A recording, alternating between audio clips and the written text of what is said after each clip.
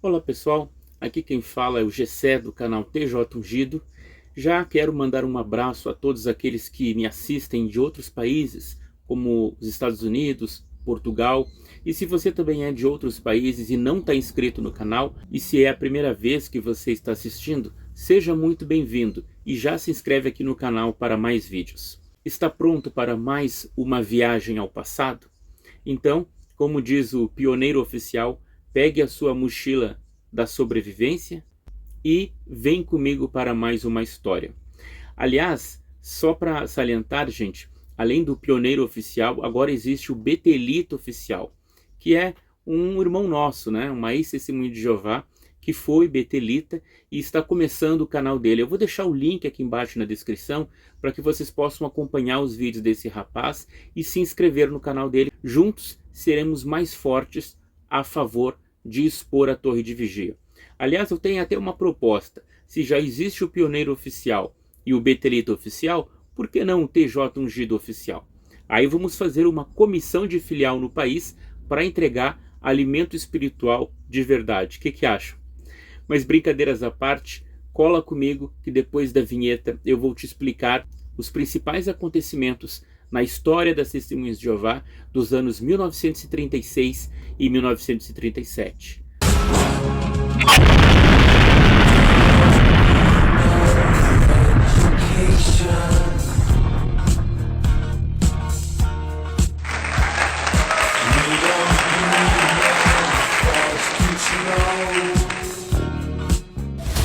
O que será que acontecia no mundo no ano de 1936?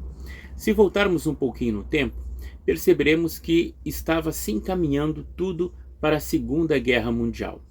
Na Espanha, por exemplo, começava a Guerra Civil Espanhola, que envolvia também a Alemanha, a Itália e a União Soviética, bombardeando Guernica em 1937. O Japão, nesse ano de 1937, invadiu a China, dando início à Guerra na Ásia. Já a Alemanha tinha violado em 1936 o Tratado de Versalhes e recuperou para si a Renânia. E nesse ano também, de 36, Hitler utilizou os Jogos Olímpicos em Berlim para propaganda nazista. Mas o atleta negro Jesse Owens ganhou 4 medalhas de ouro, mostrando que a ideologia da superioridade ariana era uma fantasia e apenas preconceito. Como estavam as coisas na época para as Testemunhas de Jeová? Bem, nos Estados Unidos, Joseph Rutherford travava uma batalha contra a Igreja Católica nas rádios. Em 1933, o discurso Os Efeitos do Ano Santo sobre a Paz e a Prosperidade, transmitido por 55 estações de rádio, provocou a fúria da hierarquia católica, chamando as esperanças da Igreja de simulacro da paz. Na metade do ano, o mesmo discurso fora transmitido em 158 estações de rádio e 5 milhões de folhetos foram distribuídos. É claro que a Igreja Católica revidou ao ataque do presidente da Sociedade Torre de Vigia, pressionando os gerentes de rádios a se recusarem a continuar tal transmissão. É o que diz o Anuário de 1976, na página 155. Durante o restante do ano de 1933 e 1934, as Testemunhas de Jeová fizeram petições para o Congresso americano protestando contra aquela ação católica, pois esta, segundo eles, impedia seriamente a liberdade de adoração das Testemunhas de Jeová e o uso do rádio no interesse público. Olha só que interessante, né? Eles exigiam o direito de atacar o catolicismo, promovendo o ódio e o desrespeito à igreja. Mas era isso que Rutherford pensava, que ele tinha o direito de fazer isso, e quando os gerentes passaram a cancelar seus discursos na rádio, ele ficou indignado.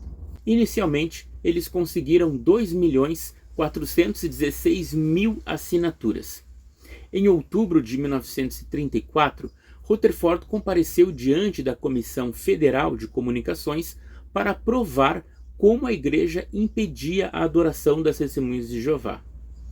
Não dando muito atenção àquilo que o juiz estava pedindo, nem às suas milhões de assinaturas, Rutherford não obteve grande sucesso.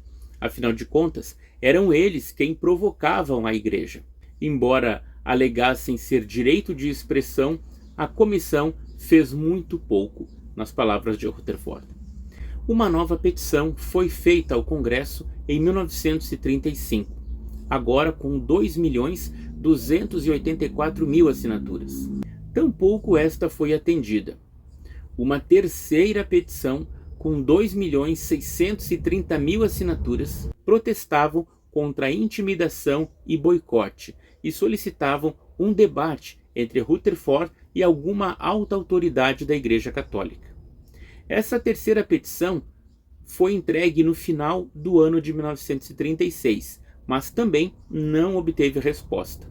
O juiz Rutherford, de fato, não gostava de ser ignorado.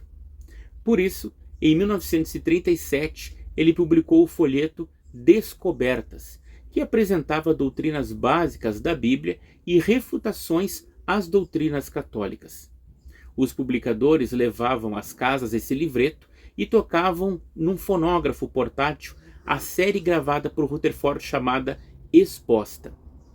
Ainda em 1937, seria lançado o livro Inimigos, um conjunto extenso de ofensas ao catolicismo, cheio de ódio de Rutherford, guardado por 20 anos, desde a sua prisão em Atlanta. Como ele não obteve atenção do Congresso, em outubro de 1937, a Sociedade Torre de Vigia deixou de transmitir os discursos do seu presidente nas rádios comerciais, restando apenas a velha WBBR, a rádio própria da sociedade, para propagar a raiva de Rutherford. A tática agora era usar os fonógrafos portáteis, com os discursos do juiz de porta em porta. Foi a partir dos anos 30 que os publicadores passaram a utilizar fonógrafos com discursos de Rutherford para levar nas casas das pessoas. Começando nos Estados Unidos, utilizavam fonógrafos com discos que reproduziam os discursos de Rutherford por 15, 30 ou 60 minutos na porta do morador ou em um local da comunidade, onde toda a vizinhança poderia ser convidada a ouvir. Tornou-se comum os pioneiros usarem carros, caminhonetas e até barcos sonantes, com alto-falantes que projetavam um som a quilômetros de distância e traziam também um letreiro no lado dos carros as palavras Mensagem do Reino. O anuário de 1976, a página 158, explica isso passo a passo. Certo publicador diz: íamos a certa área, tocávamos alguns discos de música para atrair atenção, fazíamos breve anúncio pelo microfone e então tocávamos um dos discursos. Daí anunciávamos que haveria pessoas que fariam visitas às portas para apresentar mais informações àqueles que desejassem. É mencionado que uma senhora levou o carro ao lado do carro de uma testemunha de Jeová e começou a buzinar sem parar, até que ela acabou ficando sem bateria. O objetivo dessa senhora era diminuir aquele som alto que era colocado em uma colina ou local mais elevado para toda a comunidade ouvir. Outros, trabalhando na lavoura, longe dos carros, ao ouvirem aquelas mensagens, foram para dentro de casa, pensando que o dia do juízo tinha chegado, comenta com certo humor uma testemunha de Jeová. Agora, imagine você, as pessoas idosas, crianças em casa. Com certeza, as testemunhas de Jeová já foram bem mais insuportáveis do que agora, não é mesmo? Os fonógrafos portáteis, eles só eram tocados quando alguém os convidava para entrar. Mas, de 1934 a 1940, a sociedade foi lançando novos modelos e diminuindo o peso dos fonógrafos. Em 1937, porém, os publicadores eram ainda mais ousados. Quando o morador abriu a porta, nós costumávamos dizer: tem uma mensagem para o senhor. Baixava a agulha e retumbava a voz do irmão Rutherford. L. E. Rush, uma das testemunhas de Jeová, se lembra muito bem dessa situação. Ele conclui: no fim da mensagem, o orador mencionava o livro que apresentávamos e quanto custava. Daí, apresentávamos o livro e o colocávamos se havia interesse. Imagine, em 1937, que o livro era Inimigos. A página 159 do Anuário de 76 relata que havia casos em que os moradores despedaçavam os fonógrafos, jogavam os irmãos para fora da varanda e até atiravam de espingarda nos fonógrafos. Amélia e Elizabeth Losch falam de uma ocasião em que o disco Inimigos foi tocado para uma multidão no pórtico de certa casa. Depois que o discurso terminou, uma mulher arrancou o disco da máquina e o quebrou, dizendo: não podem falar desse jeito sobre o meu Papa. Quer ouvir um pouquinho dos discursos de Rutherford nos fonógrafos? Publishers now exhibit to the people the book entitled Enemies. The purpose is to enable all persons who love peace and righteousness to learn how they may find protection and safety. Fear and dread now afflict most all persons. There is a real reason. To know the reason and to learn how one may gain peace and joy is of very great importance. The perfect Word of God is the authority upon which the book Enemies is based. Therein is found the proof that the greatest enemy of man is invisible to human eyes, and which is Satan the deceiver. His purpose is to entrap men and lead them into destruction. The host of wicked angels operate with him, and he also uses selfish and ambitious men to accomplish his wicked purpose. He has deceived and overreached the rulers, made them unjust and cruel, and for centuries the result of the people has been much suffering and distress.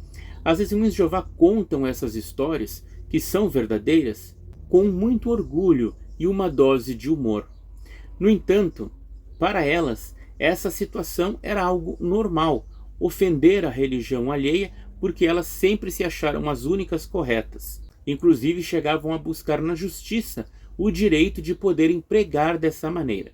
Agora vocês imaginem se o mesmo acontecesse, se, por exemplo, católicos ou protestantes fossem de carro próximo dos salões do reino ou próximo de Betel e passassem a falar mal da conduta de Rutherford ou dos seus discursos. Com certeza a recepção seria bem diferente, não é? Muitos publicadores já enfrentavam em diversos países uma certa cobrança ou taxa para vendedores ambulantes. Embora alegassem que não precisavam de licença para pregar, os livros de Rutherford eram vendidos e também se incentivavam as pessoas a fazerem assinaturas de The Golden Age e de The Watchtower. Então, de certa forma, as autoridades tinham sim razão em cobrar licença de vendedores para as testemunhas de Jeová. Agora, um novo problema começava, e justamente para as crianças, a negação de saudar a bandeira. Isso começou em 20 de setembro de 1935, com o jovem Carleton Nichols Jr., que declinou de saudar a bandeira. Mas será que isso foi uma atitude dele próprio? Ele resolveu do nada fazer isso? Não. Em 3 de junho de 1935, durante aquele congresso em Washington, que colocou a grande multidão como classe terrestre, Rutherford disse à assistência que saudar a um emblema terrestre, atribuindo-lhe salvação, era infidelidade para com Deus. Rutherford disse que não o faria. Isso foi suficiente para que os seus ouvintes também se negassem a saudar a bandeira. Pouco tempo após aquele congresso, quando as escolas abriram no outono, surgiram manchetes nos jornais de Boston, em Massachusetts, sobre o jovem Nichols Jr., que se recusara a saudar a bandeira.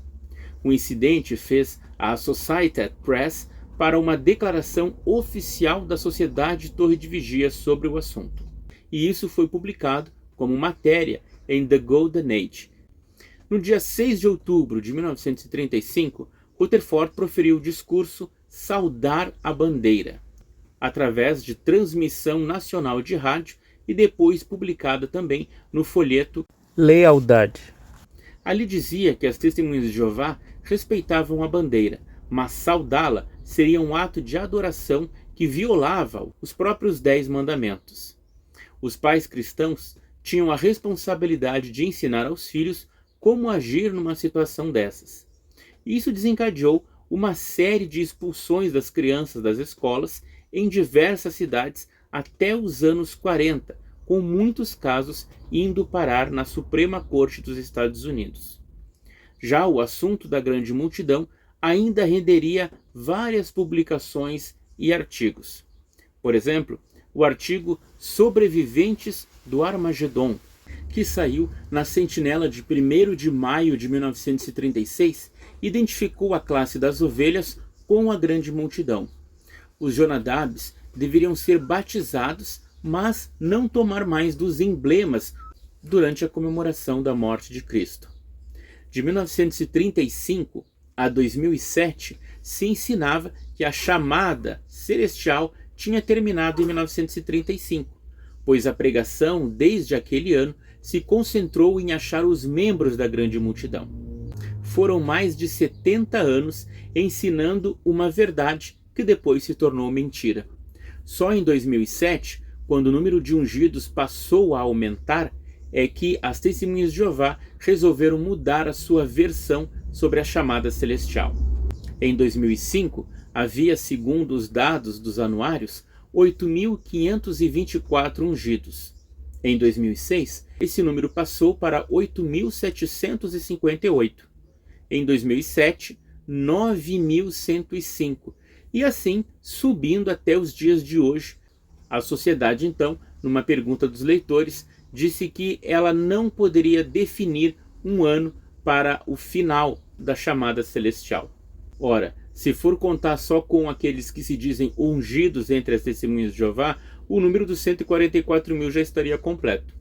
Como em 1935 não foi lançado nenhum livro por Rutherford, em 31 de janeiro de 1936 ele lançou o livro Riquezas, que continha uma extensa explicação sobre as perspectivas bíblicas para a grande multidão. Esse foi o livro responsável por conquistar o coração dos Jonadabes, com promessas paradísicas terrestres e fazendo com que estes esquecessem o prêmio celestial. Agora eles tinham que se concentrar na esperança que Rutherford colocou no caminho deles, o paraíso na terra.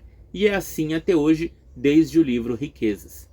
O livro Riquezas também foi um divisor de águas em uma crença das Testemunhas de Jeová que persiste até hoje, de que Jesus morreu numa estaca e não numa cruz. Em 1928, fora dito no Congresso que o broche da cruz e coroa era desnecessário e até inaceitável. Em 1933, o livro Preparação chamava o broche de ídolo. A Idade de Ouro, de 28 de fevereiro de 1934, na página 336, relatou que a cruz tinha origem pagã. E, finalmente, o livro Riquezas, na página 27, diria que Jesus morreu numa estaca e não numa cruz, mas sem qualquer comprovação arqueológica. Clayton Woodworth repetiu essa afirmação de Rutherford na The Golden Age de 4 de novembro de 1936, a página 72. Ali dizia: o título Como a superstição da cruz se originou.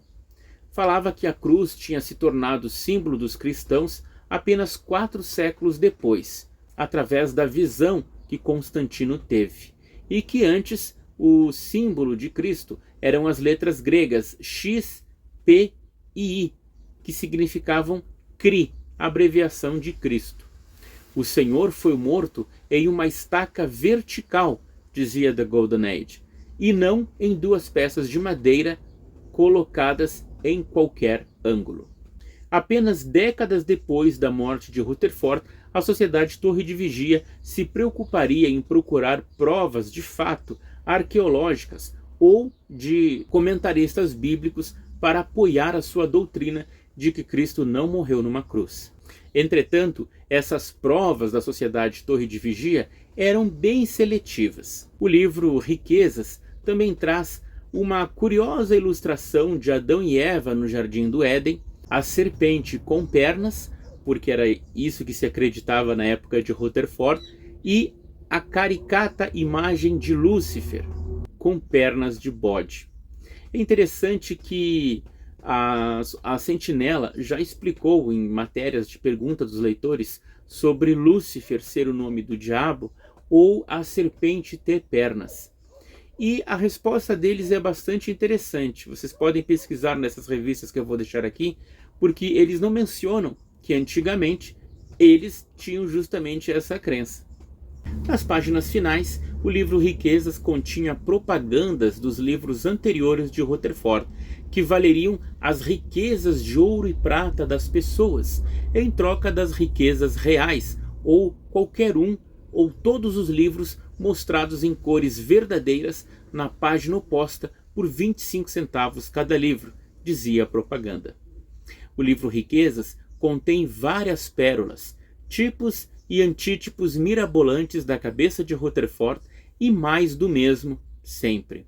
Salvo algumas interpretações malucas, o alimento espiritual durante a presidência de Rutherford, exposto em seus livros, parecia uma viagem em looping infinito, repetindo as mesmas coisas já publicadas para que os irmãos memorizassem e não pensassem por si mesmos. Por exemplo, a página 7 e a 343 afirma que o conteúdo do livro não é a opinião de um homem, mas é tirado da palavra de Deus. A salvação universal, segundo Russell acreditava, estava em desarmonia com a Bíblia. Diz Rutherford, é errado dizer que Deus está procurando salvar alguém. Acabe e Jezabel representavam Satanás e suas descendências, a semente da serpente. A classe de Elias eram os ungidos de 1878 a 1918, e a classe de Eliseu, os ungidos de 1918 em diante. Os 6 homens descritos na profecia de Ezequiel, que tinham armas nas suas mãos, representavam a parte invisível da organização. E o 7º homem, com o tinteiro na mão, eram os ungidos que avisavam as pessoas através da pregação. Compare com a nova explicação sobre isso hoje em dia. O povo de Israel prefigurava os ungidos, já os filisteus, a Igreja Católica. Davi era representante de Jesus, Sansão, dos ungidos, fiéis. Moabe, Amon e Seir representavam a religião, o comércio e a política, e o rei Saul, a classe do servo mau. Tudo isso partia das interpretações mirabolantes de Rutherford. Ou talvez não tão mirabolantes, mas sim quase inspiradas. Esse livro diz que os escritores da Sentinela recebiam as informações através dos anjos. Que a Grande Tribulação tinha começado em 1914 e fora abreviada em 1918 para que o restante pregasse, fala também de novo contra a doutrina do desenvolvimento do caráter e que Jeová e Jesus são as autoridades superiores. Mas que dizer da cruz? Será que Jesus morreu mesmo numa estaca, conforme as testemunhas de Jeová dizem, e pregam desde o ano de 1936? O mais profundo que Rutherford foi na sua argumentação sobre Cristo não morrer numa cruz e sim numa estaca foi uma análise muito breve das palavras gregas para isso. A palavra Shilon, significando madeiro ou árvore. Mas dicionários bíblicos mostram que Shilon representa qualquer coisa feita de madeira. Pode significar uma forca, um banco e até mesas de madeira. Até para árvores vivas, a Septuaginta usa esse termo. Portanto, Shilon poderia se referir a um poste de execução com barra transversal, desde que isso fosse de madeira. Já a palavra grega stauros, ela pode significar tanto um poste simples como uma estaca ou uma cruz. Diz, não eu, mas a Despertai, de 8 de abril de 1963. Essa revista também reconhece que os romanos executavam pessoas em postes com barra transversal. Interessante que nas edições prévias da tradução do Novo Mundo, de 1950 a 1969, lá nas páginas finais, ela usava uma figura do livro de Lipsius. A figura mostrava um homem pregado em uma estaca simples vertical e declarava: esta é a maneira que Jesus foi crucificado. Isso então é usado como prova até hoje para sustentar a tese da Torre de Vigia. Entretanto, Lipsius usava outros formatos de cruz para designar a palavra stauros no grego, só que a sociedade usou apenas a parte que contribuía para sua tese. Após eles serem descobertos dessa desonestidade literária, a tradução do Novo Mundo de 1984 e 85 não continha mais a ilustração. E esse assunto é bem interessante, meus amigos, porque dentre as pesquisas que eu fiz quando estava despertando lá na organização, eu vi que esse livro do Lipsius, que foi escrito em 1602, chamava-se De Cruce Libre, e ele comentava os métodos de execução dos romanos e mostrava de fato diversas ilustrações onde a palavra grega stauros era utilizada, cruzes de diversos tipos. E dentre elas tinha lá uma pessoa pregada num madeiro, sem a barra transversal. Mas a Torre de Vigia pegou apenas essa ilustração e colocou no seu argumento, ignorando que Lipsius mostrava que a mesma palavra poderia ser usada para outros tipos de cruz. Também, a organização ignora de propósito que os romanos executavam prisioneiros em cruzes, salvo algumas exceções, como aquela de Spertai que eu acabei de comentar. A barra horizontal era chamada de patíbulo, e os escravos que seriam executados normalmente carregavam apenas essa trave para o lugar da execução, conforme diz Sêneca.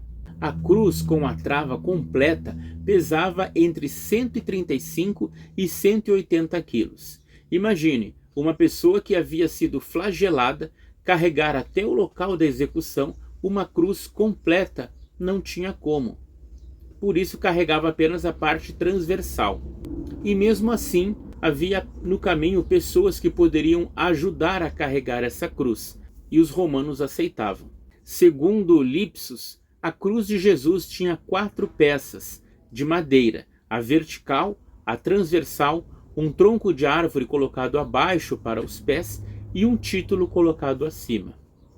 Outros autores antigos citam a cruz como instrumento de execução romano, como o historiador Tácito do século II. Aliás, a imagem mais antiga de Jesus na cruz é justamente um grafite descoberto há pouco tempo, que debochava dos cristãos com um homem adorando um outro homem pregado numa cruz com uma cabeça de burro. Esse grafite é do século II. Em 1968, arqueólogos descobriram restos mortais de um homem judeu do século I, chamado Jehoram Hanan. Foi achado um osso do calcanhar com um prego de ferro cravado lateralmente, indicando que ele foi crucificado e os pés estavam na lateral, a viga vertical da cruz. Já em 2017, no Reino Unido, foi descoberto outro esqueleto com um prego de ferro atravessando o calcanhar direito, entre os anos 130 e 360 d.C. As crucificações romanas são atestadas por Cícero, Plauto, Sêneca, Tácito e Plutarco. Uma das crucificações mais terríveis foi feita quando Marco Licínio Crasso ordenou que 6.000 escravos fossem crucificados em ambos os lados da Via Ápia, que existe até hoje essa via.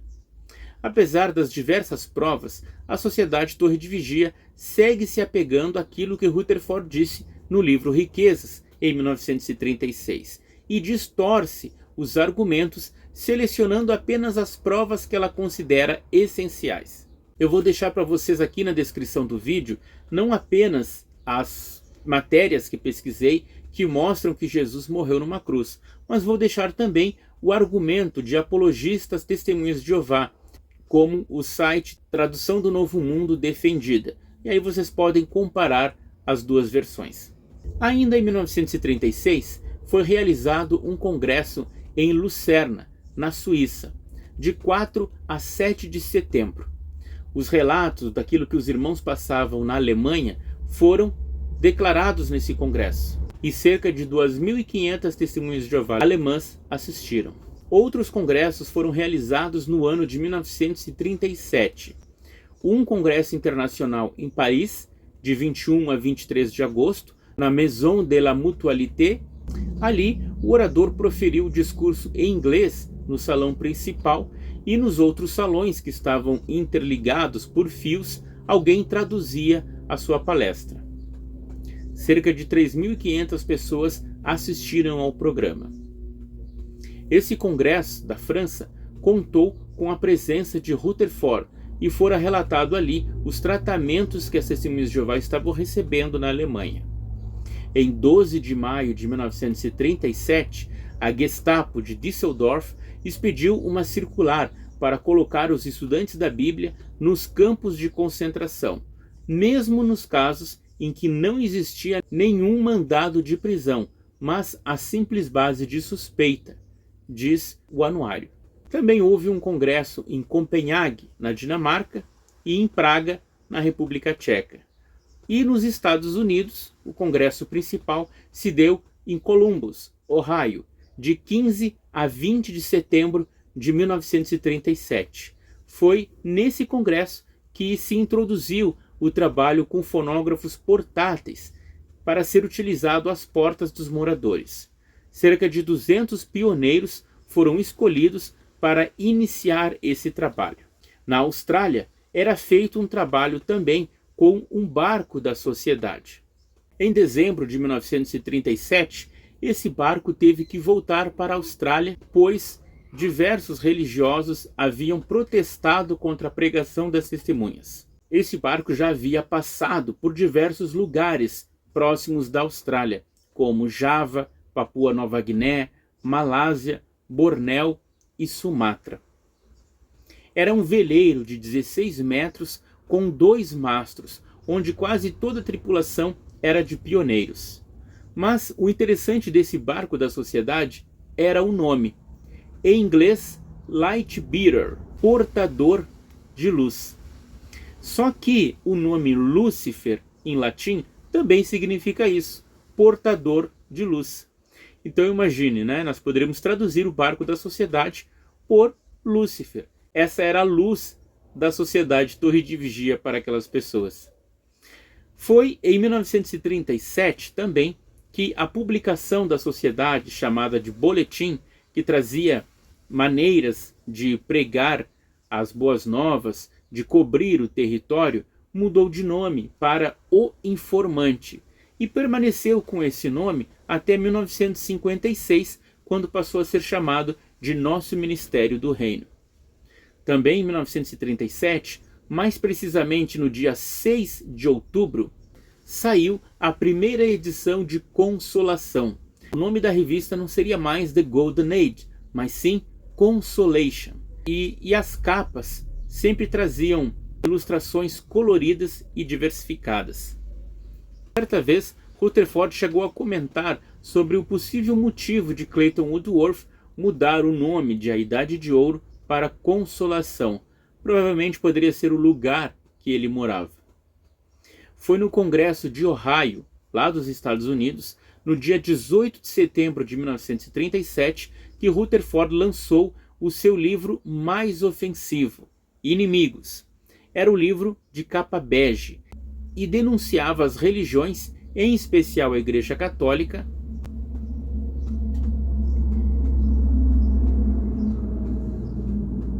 como um grande inimigo que age sempre em prejuízo da humanidade. Seus praticantes eram chamados de agentes do diabo, que estavam, quer estejam conscientes desse fato, quer não. Rutherford disse: notareis que a capa é da cor de couro, bege, e com ele vamos passar o couro, ou seja, dar uma surra na velha dama, isto é, na Igreja Católica. A Igreja Católica era chamada de Babilônia e também de prostituta. A assistência aplaudiu de pé ao lançamento, mas este foi um dos livros que mais causou detenções entre as testemunhas de Jeová, justamente por ser extremamente ofensivo. Quando eu li esse livro, ele era na verdade de um ancião das testemunhas de Jeová e ele nunca tinha lido. Então eu fiz algumas anotações a respeito do conteúdo principal do livro Inimigos. Ali diz que Satanás é chamado de Lúcifer e ele supervisionava Adão e Eva no Jardim do Éden, assim como outros anjos. Uma ilustração dele, de Lúcifer, como autor da religião, está na página 116. Gog era entendido como o principal delegado de Satanás, e a terra de Magog, o lugar de habitação da turba de anjos iníquos. O Alimento Espiritual de 1937 também dizia que os nefilins eram anjos iníquos materializados como gigantes. Já os filhos de Deus haviam se materializado como belos homens sob a influência de Satanás e dos nefilins, e acreditavam que poderiam fazer grande bem à humanidade casando com aquelas mulheres formosas. Da união desses filhos de Deus e das mulheres, nasceram filhos, os quais se tornaram varões de renome. Esses filhos de Deus, que casaram com as mulheres, após o dilúvio, foram presos em qualquer parte de Magog, e Jesus pregou a eles. Por isso, as testemunhas de Jeová da época ensinavam que há possibilidade de receberem perdão e voltar ao favor de Deus. Será que era esse tipo de anjos que davam informações para as matérias publicadas pela Sociedade Torre de Vigia? Afinal, eles acreditavam que alguns anjos haviam se arrependido e voltado para serem instrumentos de Deus. A página 108 trazia a primeira ilustração de Cristo na estaca. A última, de Jesus na cruz, era do livro Harpa de Deus, que foi reeditado em 1928. A página 99 ilustrava a meretriz sobre a fera de 7 cabeças, com uma mitra papal. Rutherford dizia que não existe religião cristã. Cristandade significa a completa obediência do homem aos mandamentos de Deus. Naquele tempo, a palavra então cristandade era utilizada pelas testemunhas de Jeová, como se referindo aos cristãos verdadeiros. Inclusive, há uma ilustração que representa bem o ensino das duas organizações de Jeová e de Satanás, em confronto. De um lado, a batalha é de Deus, e a palavra verdade aparece ali. Mostrava Jesus em um cavalo branco, seguido pelos outros cavaleiros do Apocalipse e os anjos. E logo abaixo, as testemunhas de Jeová oferecendo os livros de Rutherford. Do outro lado, Satanás e a frase regras ou ruínas.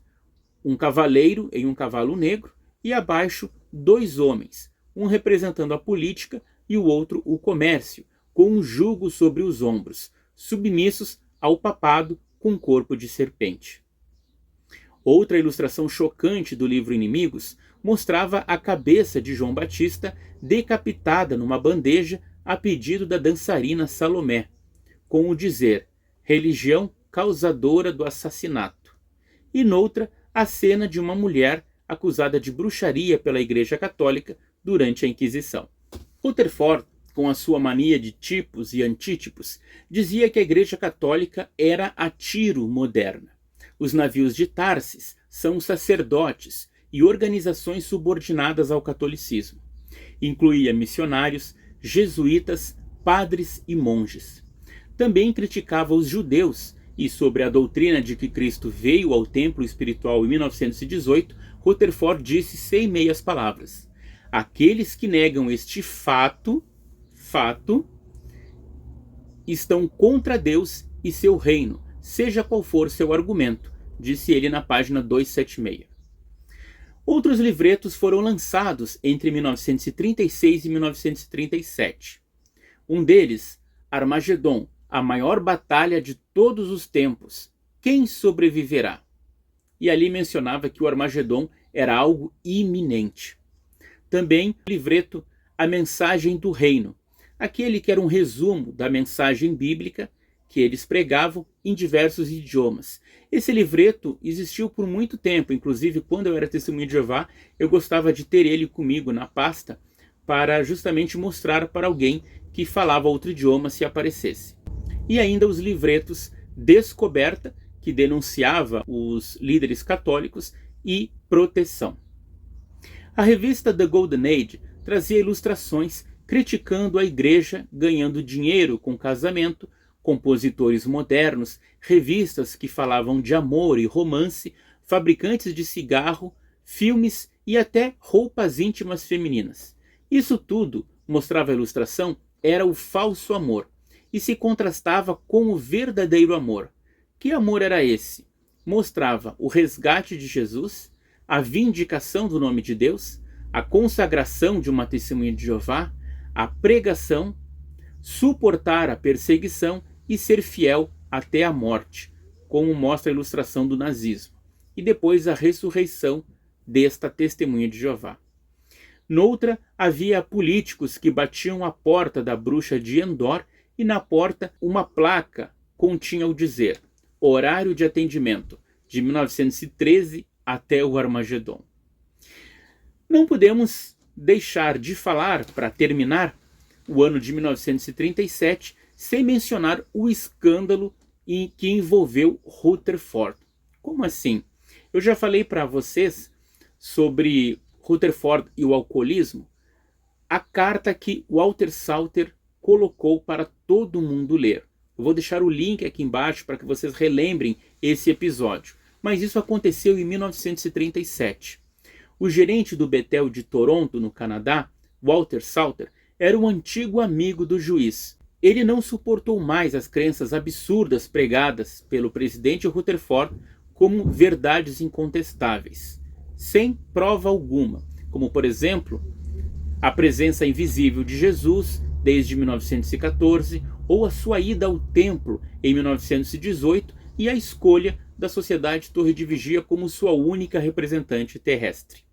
10 anos antes de 1937, no Congresso de Toronto, no Canadá, The Messenger publicava fotos de Walter Salter como orador do Congresso e junto a Rutherford, parabenizando o presidente após uma palestra.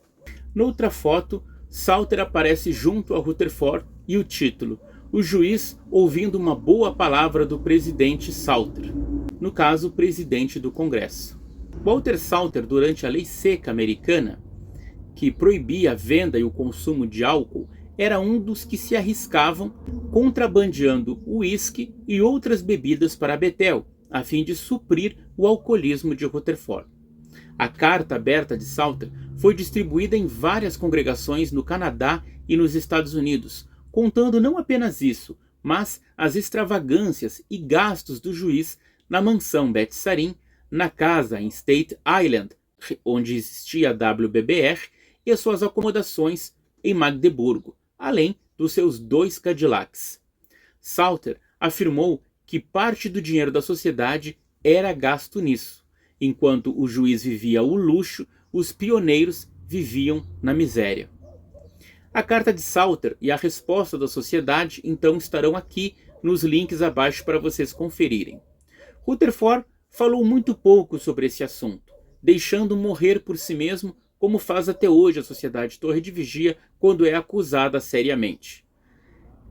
Mas ele destituiu Salter do cargo de ancião. As publicações mostraram o que aconteceu com Salter, que foi mais tarde desassociado. Entretanto, William Van Amberg e Clayton Woodworth foram os maiores defensores do juiz na época. Van Amberg publicou em The Golden Age uma nota explicativa dizendo que os Cadillacs e a mansão de Beth Sarim foram presentes para o juiz e que não havia sido gasto nenhum centavo da sociedade. Já Clayton Woodworth, além de falar muito mal a respeito de Walter Salter, passou a defender o juiz em tudo, dizendo que aquilo não era luxo, mas que os bens que ele usufruía eram na verdade necessários. Walter Salter foi o nome que a Sociedade Torre de Vigia preferiu riscar completamente da sua história, e nem nos livros oficiais nós descobrimos as denúncias deles a Rutherford em 1937. Estes são os eventos principais ocorridos entre 1936 e 1937. Muitos desses eventos você não vai encontrar na história oficial da Torre de Vigia, pois lhe causaria muita vergonha. Mas aqui no TJ Ungido eu te conto tudo e mostro as provas. Então não esquece de curtir, compartilhar, se inscrever no canal e conferir tudo aquilo que eu disse na descrição abaixo.